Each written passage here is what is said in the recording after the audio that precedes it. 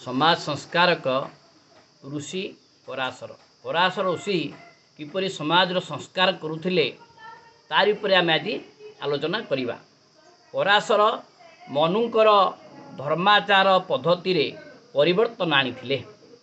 से केवल जड़े धर्मशास्त्रकार नथिले, हल कृषि और फलित ज्योतिष विद्यार उद्भावक मध्य थिले।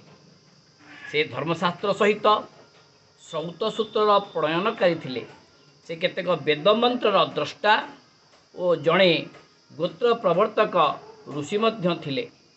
तांको ज्ञानर आदर्श तदानीन्तन समाज को प्रभावित करिथिला।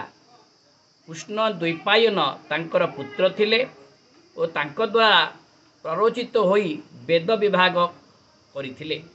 पराशर से समयर जड़े प्रधान धर्म और समाज संस्कारक थिले।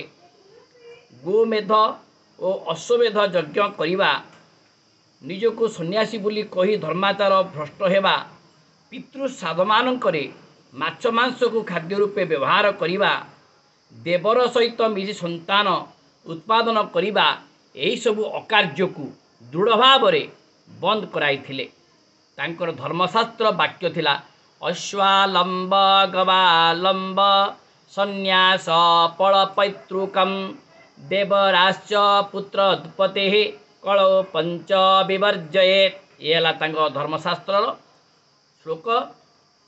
पराशरंकर पुत्र व्यासंक निकटरे वैशंपायन यजुर्वेद शिक्षा करिथिले। याज्ञवल्क्य वैशंपायनंकर शिष्य थिले। से पराशरंक द्वारा प्रभावित होई अतीतरु प्रचलित होई आसुथिबा गोहत्यार विरोध करिथिले। पराशरंकर पुत्र व्यास कृष्णंकर परम आत्मीय बंधु थिले। कृष्णे व्यासे न भिन्नता, कृष्ण और व्यास भितर कौन भिन्नता नथिला। पराशरंकर यही समाज संस्कार कार्य पाई कृष्ण बलराम अधिक प्रभावित होइतिले। जहाँकि आज आमे जो गम्हा पूर्णिमा दिन बलभद्र जन्मदिन आमे गो पूजा करुचे, ये सब कृष्ण बलरामंक पाई आज गो जाति रक्षा पाइछन्ति। एणु हे भक्तवृंद, आमे माने केमितिका आम गो जाति को रक्षा करिबा, सेति पाई प्रचेष्टा करिबा उचित। ओम नमो भगवते वासुदेवाय।